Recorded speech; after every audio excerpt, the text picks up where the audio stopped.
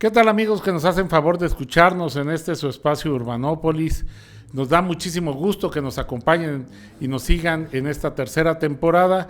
Les recordamos, por favor, que nos hagan llegar sus comentarios sobre sus opiniones, comentarios, preguntas o sugerencias de temas. Estamos en urbanopolis.com.mx para cualquier sugerencia o comentario.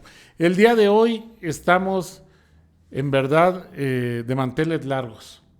Nos da muchísimo gusto tener aquí en este espacio al arquitecto Enrique Ortiz Flores. Él es toda una institución en temas de vivienda en México. Es egresado de la Universidad Nacional Autónoma de México. Tuvo a su cargo el primer programa sobre vivienda, fue subdirector de la Secretaría de Comunicaciones y Obras Públicas.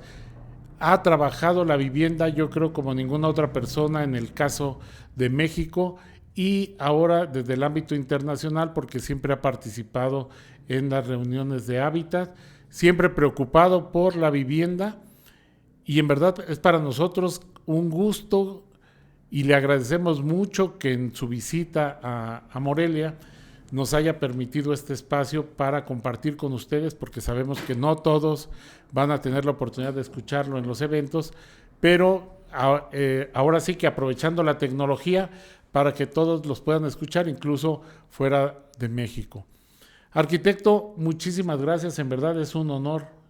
Yo creo que todos los que hemos estudiado arquitectura lo hemos escuchado, lo hemos leído, lo hemos oído mencionar, y pues para todos es un gusto poder compartir un mismo espacio con usted. No, para mí es el gusto de estar aquí en Morelia y trabajando con ustedes.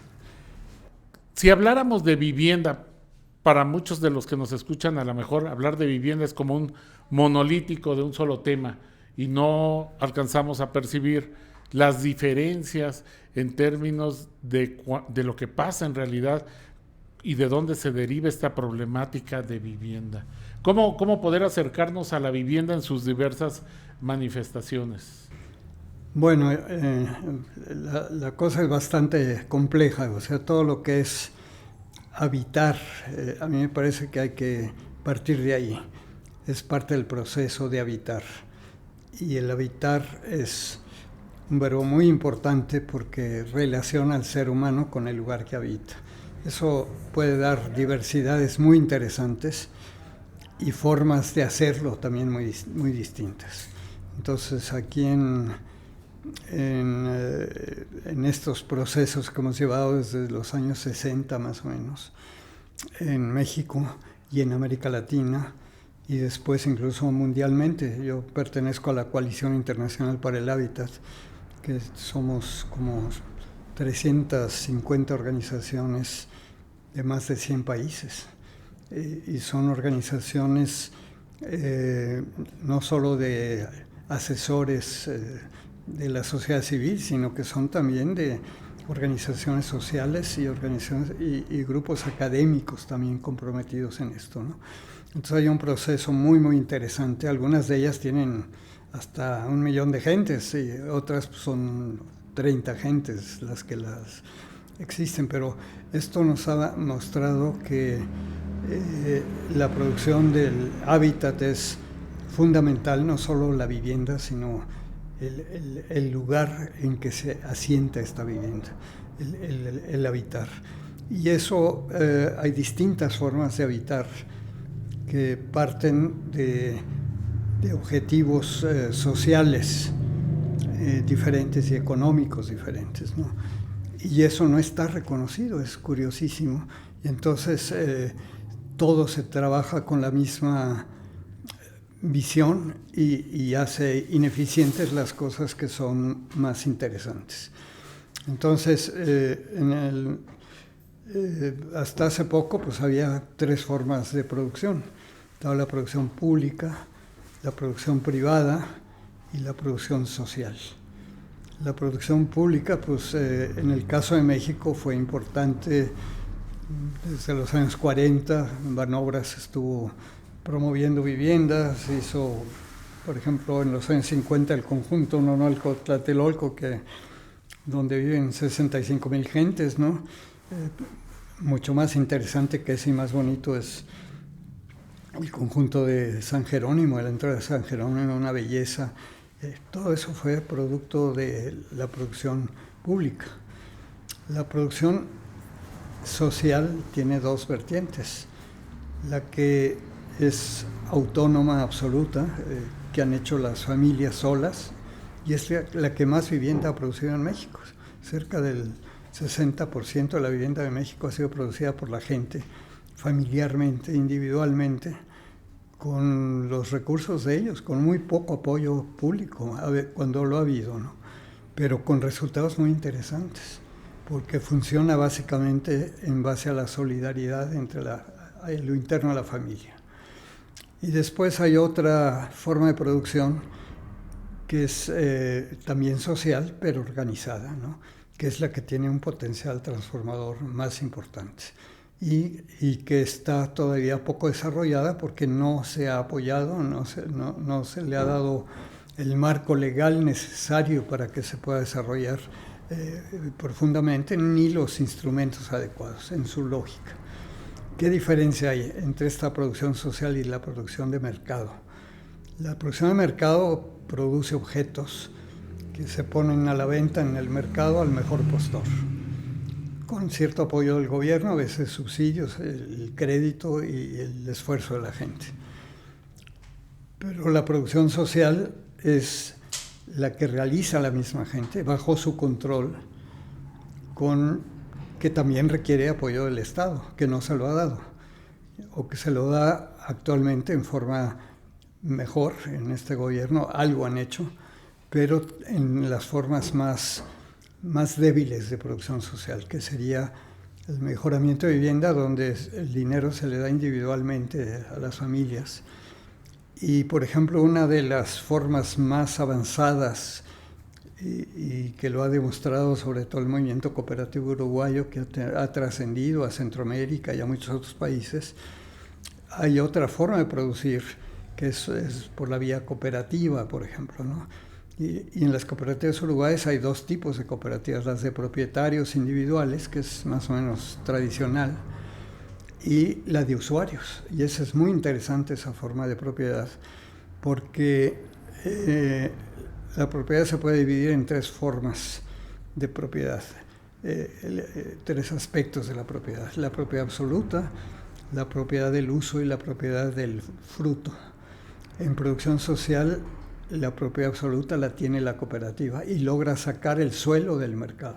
O sea, el suelo es de todos y no se vale vender tu suelo de tu terreno. No puedes vender tu terreno, esa es una decisión del colectivo. Y la parte del usuario es muy importante porque el usuario puede heredar su vivienda a su hijo o a su hija. Y puede recuperar lo que invirtió en términos reales, en términos de dinero y de esfuerzo para producir su vivienda, pero a valor actualizado, no a valor especulativo.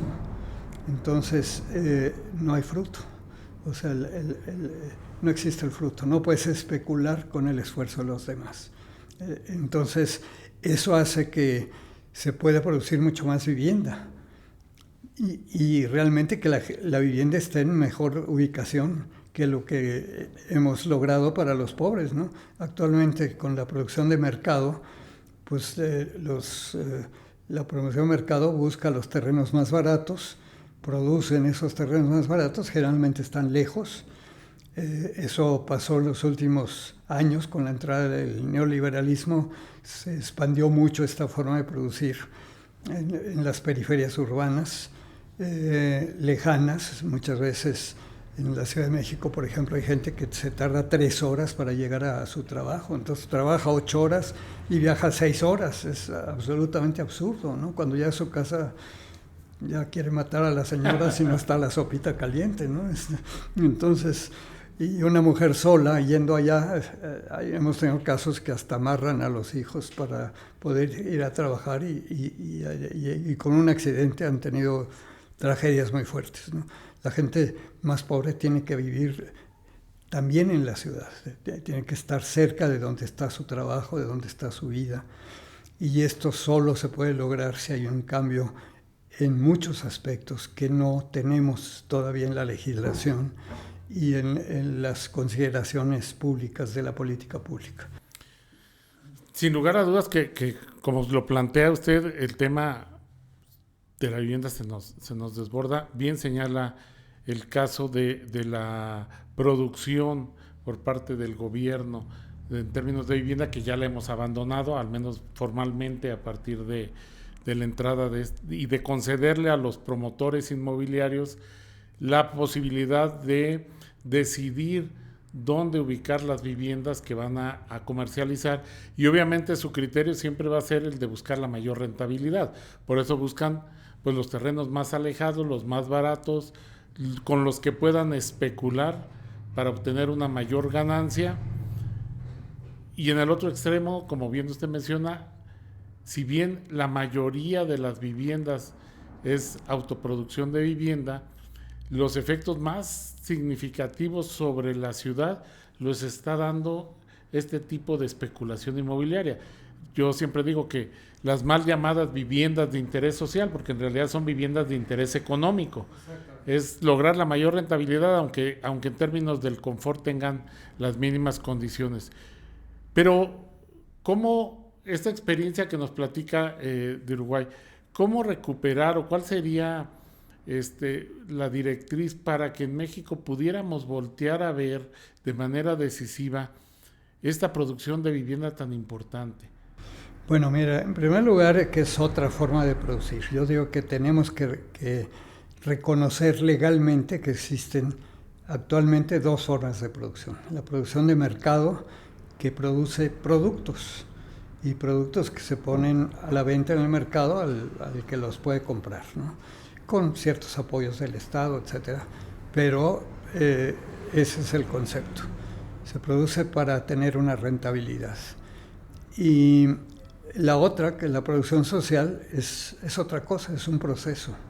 Y es un proceso permanente, progresivo, de producir la vivienda, donde el habitante no es el objeto de intervención de terceros, digamos, del gobierno o de privados o de asesores que controlan todo, sino que ellos son los que controlan el proceso. Entonces, pueden incluso contratar a una empresa para construir, pero ellos controlan los recursos y ellos controlan el proceso.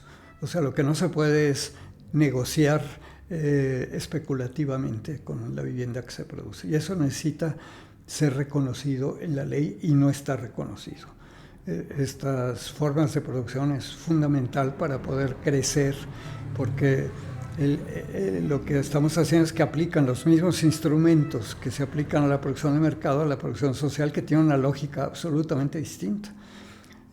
Ahí la lógica es progresiva, es permanente, la vivienda es vida, la vivienda es muy relacionada con la vida, tiene progresividad y regresividad, va junto con las familias creciendo, decreciendo o cambiando la estructura misma de la vivienda.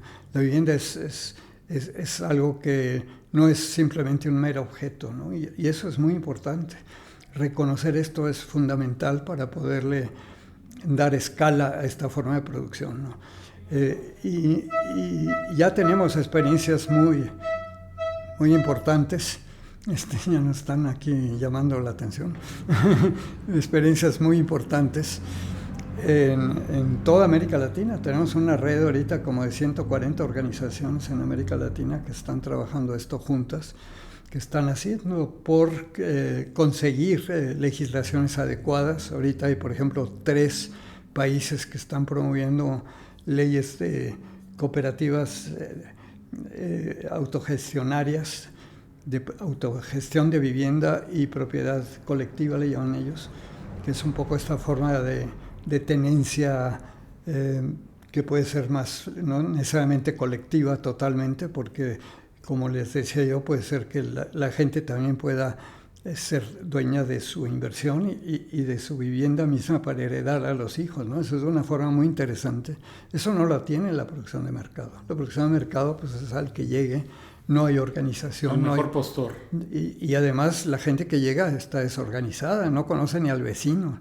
Hay gente que vive en departamentos. Yo vivía en unos departamentos en Polanco donde éramos 13 familias y con trabajos te veías con el vecino juntos. Si te lo encontrás en las escaleras le decías hola y se acabó.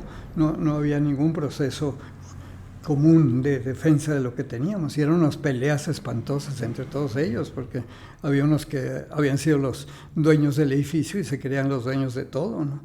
Y ya no lo eran, ya era una organización colectiva. Entonces tenemos que tener eso, tenemos que tener legislación en México sobre cooperativas. Las cooperativas de vivienda están en la Constitución del 1917, en el artículo 123, en donde se decía que las empresas de más de 100 trabajadores podían organizar cooperativas y debían organizar cooperativas. Bueno, llevamos desde esa época, son 106 años, sin legislar sobre cooperativas de vivienda. No tenemos una ley que legisle sobre eso. Sin lugar a dudas que son dos visiones totalmente distintas de vivienda. Una es la vivienda con su valor de cambio y otra es la del valor de uso, para evitar precisamente esta voraz especulación que es la que tiene a las ciudades ahorita a borde del colapso. Usted bien lo mencionaba, con estos tiempos de recorrido y estos costos y estas situaciones sociales a la que obligan a la gente por vivir tan lejos de donde trabaja. Si recuperamos esta visión, que es la interesante, la de la vivienda como con su valor de uso, como algo dinámico y necesario. Usted mencionaba una distinción entre la vivienda y el suelo, porque de alguna manera, pues, el principal elemento de especulación en la ciudad, pues, sigue siendo el suelo. No, ahora es más. ¿Y sabes por qué? Porque en la crisis que estamos viviendo actualmente, que es una crisis muy profunda, mucha de la gente que son grandes corporaciones que se han puesto a no perder, y entonces una manera de hacerlo es generando dinero especulativo. ¿Cómo lo hacen? Cambiando de una bolsa de valores a otra. A veces no duran ni 2 días en una bolsa de valores, sacan la diferencia y acumulan un dinero. Ahorita hay más dinero especulativo circulando en el mundo que dinero productivo. Y ese dinero especulativo sacado así no tiene ningún valor, porque no le ha dado valor a nada y no tiene valor económico. Una manera de darle un valor económico es, y es muy curioso porque hay otras maneras, pero una de las más socorridas es comprando o despojando suelo. Y en las ciudades es comprar suelo o sacando a la gente pobre de ciertas zonas que tienen más potencial de poderse vender en el mercado a mejores precios, o despojando a la gente en el campo, a las comunidades. Hay muchas luchas en México, en Centroamérica, en todo el mundo, de gente que está siendo despojada de sus territorios, sobre todo comunidades indígenas, incluso en alianza con el crimen organizado, que es la cosa más increíble. O sea, el crimen organizado llega, amenaza a la gente, la sacan de ahí, y esto pasa de alguna manera por distintos caminos, pero hacia una empresa sea honesta o sea realmente del crimen organizado, ¿no? Y entonces estamos en una situación muy complicada, porque la gente que necesita vivir más cerca de donde trabaja, de sus familias, porque los pobres subsisten, ni siquiera contemplamos la familia extensa, que es como subsisten las familias pobres de este país, ayudándose. Si está la abuela, pues la abuela, los papás tienen que trabajar, él y ella, o ella sola, que es la única, pues la abuela lleva a los hijos a la escuela, los recoge, les ayuda en las tareas, los protege de que no caigan en la delincuencia. ¿Qué está pasando? Que mucha gente joven cae en la delincuencia porque no tiene opciones, ningunas, ¿no? Entonces tenemos que cambiar profundamente las cosas, la manera de ver las cosas. Y lo que nos ha pasado es exactamente esto, ¿no? Que mucha de la vivienda producida allá en cualquier lugar, pues se abandonó, está sin gente, o la han ocupado gentes delincuentes. Y entonces las gentes que la compraron salen corriendo. y tenemos cantidad en el censo el último censo del 2000, el anterior, el 2000, pues había una cantidad de gente impresionantemente alta viviendo en condiciones de insatisfacción total, ¿no? Y eso me parece que es algo que no debemos permitir, que creo que se puede hacer precisamente reconociendo esta otra forma de producir. Hicimos un programa muy interesante de mejoramiento de vivienda en el Distrito Federal. En la época de Cárdenas lo empezamos. Y en poco tiempo, en unos cuantos años, produjo vivienda que alojó como el 10% de la población del Distrito Federal. Ni siquiera le hicieron propaganda porque no era inaugurable, porque eran procesos de mejora de vivienda, pero donde justamente el techo de la vivienda de los barrios populares, dijimos, esta es la mejor reserva territorial que hay en la ciudad. En lugar de mandar a la gente a la periferia, ¿por qué no les ayudas a construir la casa de su hija, que quieren además vivir juntos para poderse ayudar, para poderse... esta parte de solidaridad social que se da en la familia extensa en México, ¿no? Y eso no se contempla en la política de vivienda, es absolutamente individualizante y dice uno, ¿cómo es posible que no hayan entendido eso? Y en ese caso que lo entendimos, este proyecto tuvo un éxito impresionante de aceptación de la gente. Y es un proceso que no se terminó, porque es un proceso de irles mejorando la vivienda. No se pudo mejorar todo, pero se mejoraba sustantivamente con créditos a muy corto plazo. En 2-3 años ya se liberaba para poderles dar otra vez si necesitaban. A la gente, en lugar de decirle cuánto ganas, le decíamos cuánto puedes pagar, ¿no? Porque es muy diferente si tú ganas 3,000 pesos, si tienes 6 hijos o si no tienes ninguno, tienes uno, ¿no? Entonces las familias con más hijos estaban en las peores viviendas. Eso se puede cambiar perfectamente, de otra manera de ver las cosas. Esta disasociación o esta diferencia que existe entre la normatividad y la realidad, pues como usted lo menciona, a veces es inconcebible, por ejemplo, que durante tantos años hayamos tenido una política de vivienda sin considerar el suelo, ¿verdad? Sí, no. De hecho, aquello de las reservas territoriales se abandonó. Claro, y eso es otra de las cosas que tenemos que legislar, el derecho al suelo.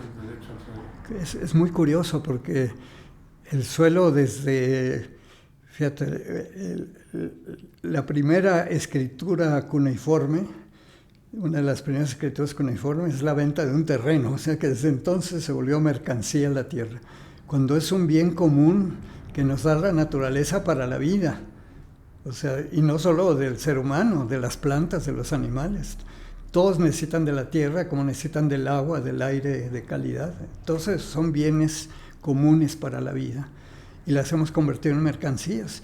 Y la vivienda, curiosamente, en el caso de México y en muchos países, incluso internacionalmente, Naciones Unidas, no reconoce el derecho al suelo. Ya reconocemos el derecho a un aire de calidad, ya reconocemos el derecho al agua en la Constitución de la Ciudad de México, del país, y no reconocemos el derecho al suelo. Es increíble, ¿no? Entonces es otra cosa que tiene que legislarse y que tiene que concebirse no como la propiedad individual y privada, como la máxima cosa que hay que defender. Hay que defender los bienes comunes para la vida. Eso nos permitiría vivir en armonía entre nosotros, mucho más que lo que tenemos ahorita, que es unos conflictos espantosos entre unos y otros. Escuchándolo, resulta inevitable pensar que ahorita tenemos una ciudad pues que se colapsa día a día, no solo por las distancias que implica esta movilidad, como bien mencionaba usted, de tantas horas, que son horas que necesariamente no se le restan a la jornada de trabajo, sino al descanso y a la convivencia, pero también esa distancia pues implica muchos recursos económicos, genera contaminación, genera una desigualdad, una polarización y distribución de la población en el territorio. ¿Será que este colapso de la ciudad, una alternativa para combatirlo, regresar y reconfigurar esta figura de la producción social del hábitat, es decir, a partir de estas experiencias de cooperatividad, de cambiar la visión sobre el suelo en términos ya no especulativos, sino para satisfacer unas necesidades que cada vez son más apremiantes? Veíamos ahorita que mencionaba el censo, millones de viviendas construidas deshabitadas y millones de gente sin hogar. O sea, se explica que tengamos millones de viviendas deshabitadas porque al final es para especulación, no para vivir. Pero no se explica el que tengamos millones de personas sin un techo donde sin pasar un techo la noche. adecuado para vivir, claro. Y los obligamos a un mercado informal de suelo y de vivienda que después hemos de satanizar y de perseguir. Sí, la política ha sido la regularización. Entonces, ¿qué fomenta la regularización? La invasión, ¿no? Invade y después te regularizo. Y esa era la política de suelo. Increíble, ¿no? La política de suelo es reconocer que todos tenemos derecho a un bien común que nos da la naturaleza.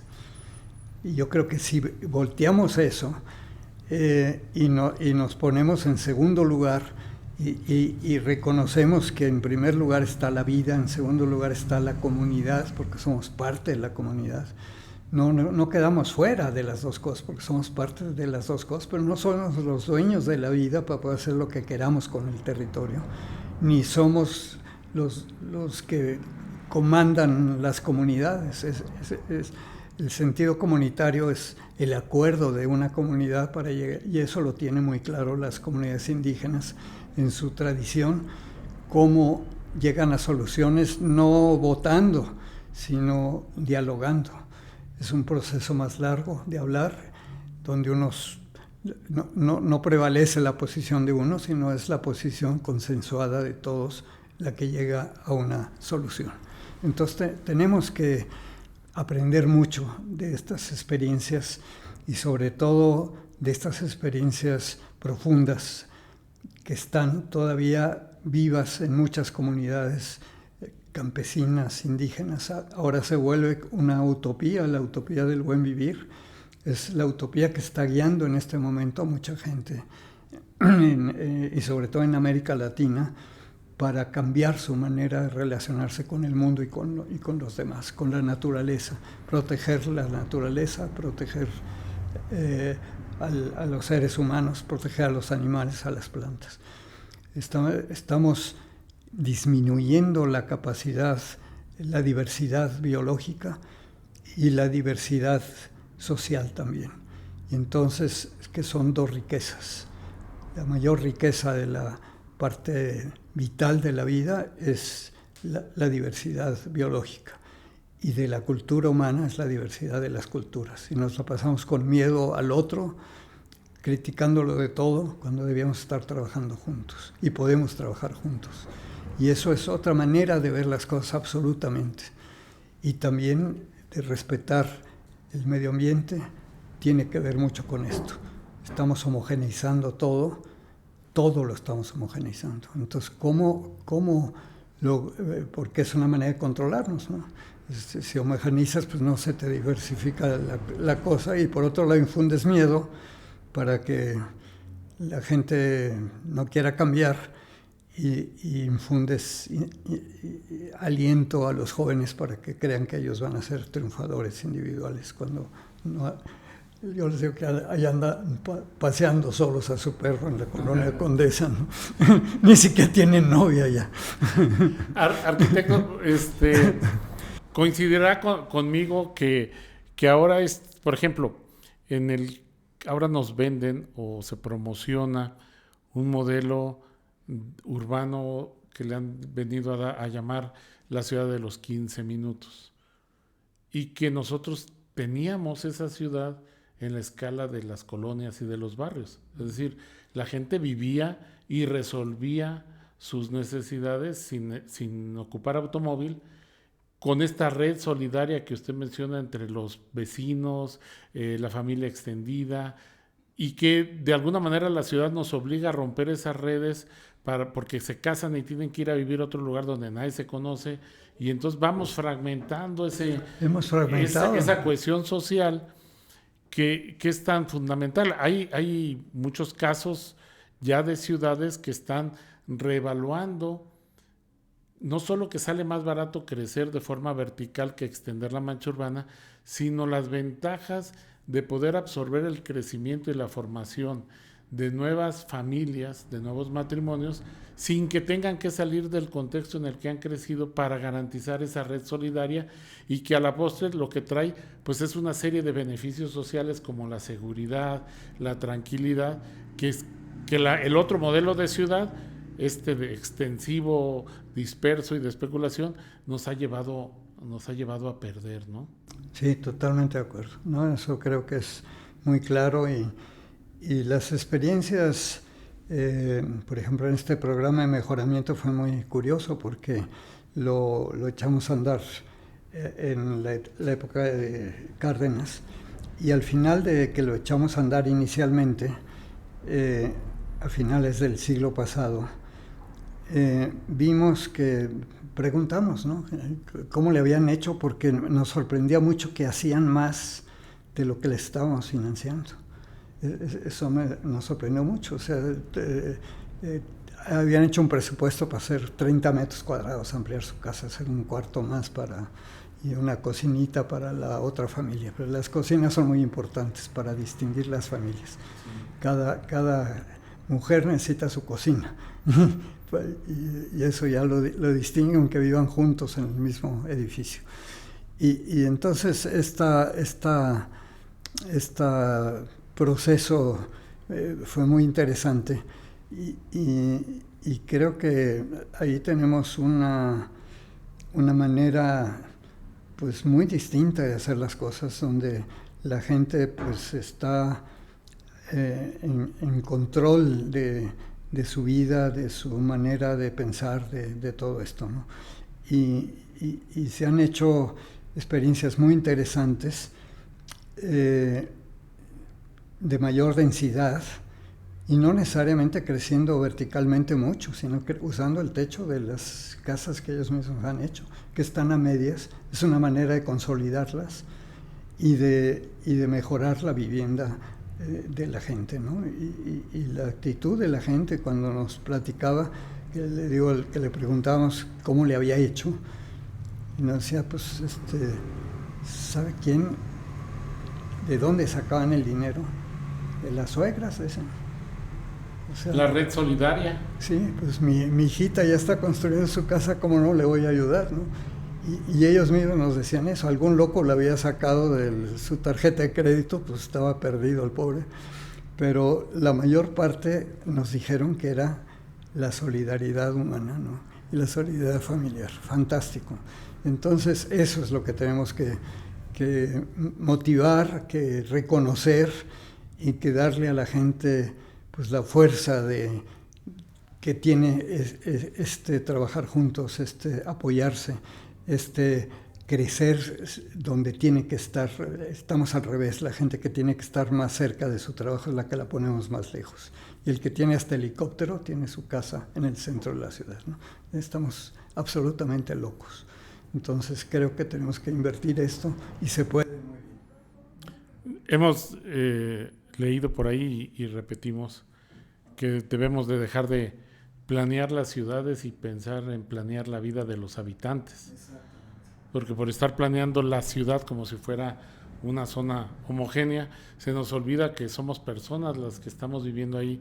Esto que menciona de cómo sobrevivir, pues tiene mucho que ver con esa red solidaria que parece que olvidamos de repente con los programas de desarrollo urbano, porque esta gente rompe, al no estar viéndose de manera cotidiana, pues termina rompiendo con esa red solidaria, con esa unidad que les ayuda a solventar sin necesidad de dinero muchas de las cosas que se ocupan, que aquí es la parte importante. O sea, no se trata de tener nada más dinero, porque esa es la parte fácil, tener dinero para pagar todo lo que se ocupa. Pero ¿cómo resuelven sin dinero. Pues es esa red solidaria de yo te cuido y después me toca cuidar a los niños y surge esta idea del compadre y del bautizo y se van tejiendo esas redes de compromiso. Como trabaja la vivienda en las comunidades rurales, es la mano vuelta, se le llama, ¿no? Yo me voy a casar, llamo a mis amigos a que me ayuden a hacer mi casa y quedo comprometido a que cuando ellos me llamen yo les voy a ayudar a hacer su casa. Es la mano vuelta, es una manera de hacer la vivienda. Y otra manera es solidaridad más colectiva, más amplia, que también se está dando en proyectos organizados. Hay esta solidaridad cruzada, ¿no? Donde no necesariamente yo intercambio contigo, sino intercambio entre todos, y yo te doy un servicio, pero tú compras cosas que produce otro de mi mismo grupo, fortaleces a nuestro grupo sin necesidad de que tengas una respuesta a mí, ¿no? O sea, yo puedo ayudar a un dentista a mejorar su casa y no necesito que me arreglen los dientes porque ya no tengo. Entonces, pues se va a beneficiar cuando hay esta relación más colectiva donde tú vas tomando nota. Esas, por ejemplo, las monedas alternativas en la economía solidaria, es otro camino, así como la producción social, sí, que está siendo experimentado en forma muy interesante, porque intercambian con monedas, simplemente son monedas alternativas, no tienen valor monetario, tienen valor solidario, ¿no? Y entonces se van ayudando unos a otros, pero colectivamente, ¿no? No necesariamente yo intercambio contigo, sino que intercambiamos entre nosotros y cada uno va viendo por dónde se va para mejorar su situación, ¿no? Sobre todo este concepto que habla de solidaridad, ¿no? Al final del día yo reconozco que tu trabajo, como el caso que ponía de un dentista, por el servicio que me prestas vale tantas horas, ¿no? Entonces, en esa solidaridad, pues yo intercambio esas horas de trabajo por otro bien o por otro servicio de otra persona, pero al final lo que subyace pues es esa solidaridad del reconocimiento, sí, de que está haciendo un esfuerzo, un trabajo, y que a lo mejor no de manera inmediata, pero sí a corto plazo, tiene que ser remunerado, claro, de alguna forma, no necesariamente monetariamente, ¿no? Sí. Pero eso solo se logra pues cuando existe esa cohesión, esa solidaridad entre la comunidad, cuando nos conocemos, los que vivimos. Usted comentaba ahorita un caso que está siendo, creo, muy común en todas las ciudades y me atrevería a pensar que está a punto de colapsar, que es esta idea de todos los desarrollos privados que incluso elaboran un reglamento y que el reglamento lo elaboraron quienes lo construyeron y lo vendieron, y quien compra su casa ni siquiera conoce a qué está obligado o qué reglas debe seguir. Ni lee el reglamento y mucho menos conoce a los vecinos con los cuales va a convivir. Sí. Entonces resulta que de la noche a la mañana nos vemos obligados a convivir y a tomar una serie de decisiones por el bien de la propiedad con gente que ni siquiera conocemos, sí, cosa que opera en una comunidad, como decía usted, en una comunidad indígena, en un barrio ya de muchos años, donde la gente ha crecido juntos, pero con recién llegados, pues se abandona el asunto de la manutención de los espacios comunes o de la vigilancia, y entonces al rato ya ni siquiera de los horarios, y está generando problemas y conflictos. Sí, los condominios tienen ese problema. Le digo que yo vivía en Polanco, pues éramos 13 familias y no había manera de ponerse de acuerdo para mantenerlo. Nada más lo único que se hacía común era la limpieza de las escaleras. Todo lo demás no querían colaborar. Nadie quería colaborar con el otro, unas peleas espantosas entre ellos. Yo decía, no, eso no es posible. 13 familias profesionales de Polanco. No sabemos vivir en comunidad. No sabemos vivir en comunidades. No, entonces, sí tenemos que desarrollar esto y aprenderlo precisamente de quienes sí saben vivir en comunidad. Y en México tenemos mucha gente que lo ha hecho y que gracias a eso, a pesar del maltrato que tuvo 500 años, supo sobrevivir y supo sobrevivir con dignidad. Y yo creo que eso es muy importante como un ejemplo de lo que tenemos que hacer. Y es un cambio de actitud que tenemos que trabajar entre todos, empezando por nosotros mismos. Bastante interesante esto que nos comenta, cómo recuperar el sentido social de la vivienda, del habitar en una ciudad que es producto de la especulación, como bien lo ha relatado usted y lo tiene registrado en sus publicaciones David Harvey, esta idea de la especulación por despojo, de la ciudad como el escenario primordial de la especulación, de la reproducción y especulación del capital. Entonces tenemos como dos, si me permite la expresión, dos extremos que parecen irreconciliables: la necesidad de la vivienda como producto social, pero también como un ámbito privado y social a la vez, y por el otro lado una ciudad que solo obedece al capital y a la especulación. ¿Cuál sería el escenario de conciliación? Denos una esperanza, porque necesitamos encontrar... Bueno, yo creo que la primera esperanza es reconocer que necesitamos reconocer que hay otra forma de hacer las cosas. No estamos en contra de que exista la producción de mercado, porque hay mucha gente que no tiene tiempo ni le interesa participar, pero la mayor parte de la población de nuestros países sí quiere participar o no le queda de otra. Y tiene la experiencia de poderlo hacer. Ahí podemos aprender mucho nosotros. Pero dejar que exista, o sea, no dejan que existe. Yo estuve en la redacción de la Constitución de la Ciudad de México y cuando llegó el constituyente, porque lo hicimos con Muñoz Ledo, hicimos una propuesta que le entregamos al constituyente ya elegido públicamente, ¿no? Y ahí estaban todos los partidos y todas las formas de pensar. Y resulta que lo que pusimos para controlar la especulación en la Ciudad de México es lo primero que quitaron. Lo quitaron de la Constitución, no está en la Constitución. Y lo habíamos puesto muy ligerito, se redactó un poco mal y aprovecharon para quitarlo completamente, ¿no? Entonces, creo que ahí tenemos que hacer un esfuerzo por reconocer que hay otra manera de hacer las cosas y que no estamos en contra de que exista la otra forma de producción. Además, esa forma de producción no ha atendido a los pobres. 60% de la gente ha hecho su casa y la sigue haciendo. Entonces dicen, no, basta, ¿qué les pasa? ¿No? Déjenla, que la hagan y pongamos mecanismos para que la hagan bien. Todos ganamos en eso. Todos ganamos, en lugar de estar gastando excesivo dinero en la especulación, pues ese dinero va a la producción, va a un mejoramiento de la calidad de vida de la gente y va a ayudar contra la enorme violencia absurda que estamos llevando en México. O sea, la falta de oportunidades de los jóvenes que ha llevado a esta forma de pensar, pues no tiene ya límites, ¿no?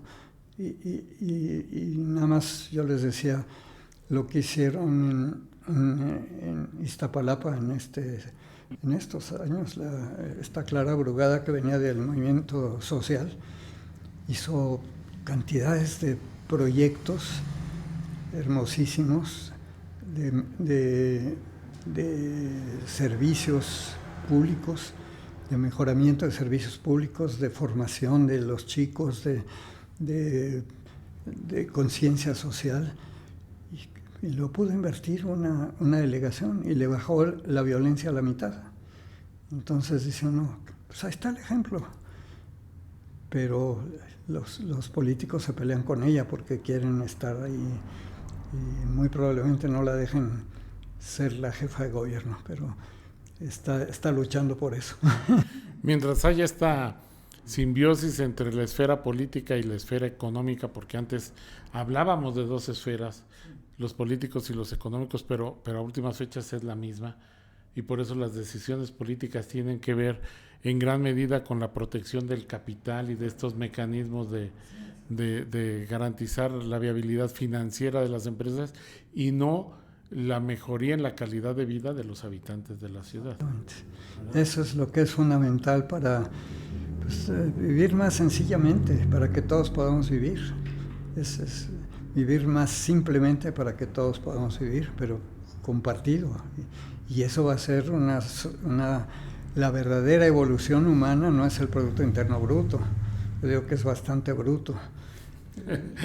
Lo que la verdadera evolución humana es el crecimiento de la solidaridad, del apoyo mutuo, de la corresponsabilidad, de la solidaridad, la ayuda entre todos para poder sacar adelante un mundo cada vez más difícil. Y es solamente con un trabajo de este tipo, y eso implica un cambio en la conciencia, ¿no? Y esa es la parte difícil. Pero creo que estamos en momentos, yo digo que a mayor crisis, mayor oportunidad de cambiar las cosas. Porque crisis, como decían los chinos, es peligro y es oportunidad. Mayor peligro, mayor oportunidad. Nuestro público mayoritariamente son estudiantes, son jóvenes, muchos de ellos estudiando arquitectura, pero también otras profesiones, y que ven seguramente pues esta ciudad que no brinda muchas oportunidades. Y cuando digo esta ciudad hablo de manera genérica, o sea, una ciudad que a veces no nos permite ni siquiera caminar, nos obliga al transporte porque no hay banquetas, no hay aceras seguras, porque la inseguridad está a la orden del día, la desigualdad, donde si no tengo recursos no puedo salir a pasear porque todo está privatizado. Y aprovechando, de veras, yo estoy infinitamente agradecido con el arquitecto Enrique Ortiz que nos haya dejado un espacio en su agenda. ¿Con qué mensaje cerramos para estos jóvenes arquitectos? Mira, yo creo que los jóvenes son el futuro, y lo he visto. Hay muchos jóvenes que ya no quieren lo que les están recetando. Tienen que organizarse, tienen que superar. Digo, lo que es triste, por ejemplo, en los jóvenes de comunidades indígenas es que ahora tienen celular y creen que ya le hicieron con el celular y ya no quieren cultivar el campo.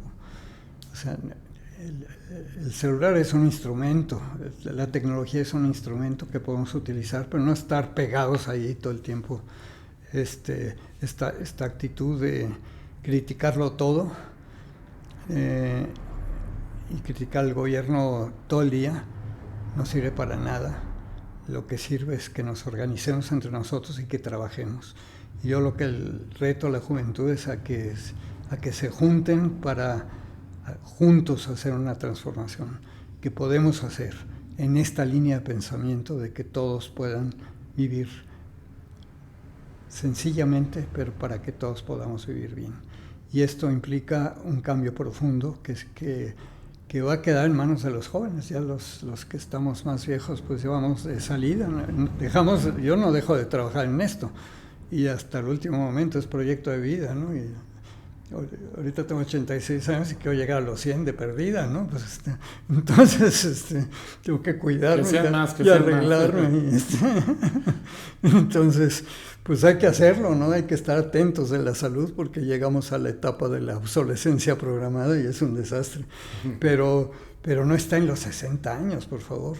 Mucha gente a los 60 años ya se retira y se pone a ver la televisión y a apapachar sus achaques y le dan todos, ¿no? Entonces, no, tenemos que estar comprometidos con un cambio y sobre todo los jóvenes son los que tienen al frente la posibilidad de hacerlo, pero tienen que organizarse, tienen que trabajar juntos, cambiar su conciencia y no estar metidos todo el tiempo en los aparatos ahí en que los enajenan, porque incluso hay una enajenación intencional de los jóvenes para que estén individualizados y dormidos, ¿no?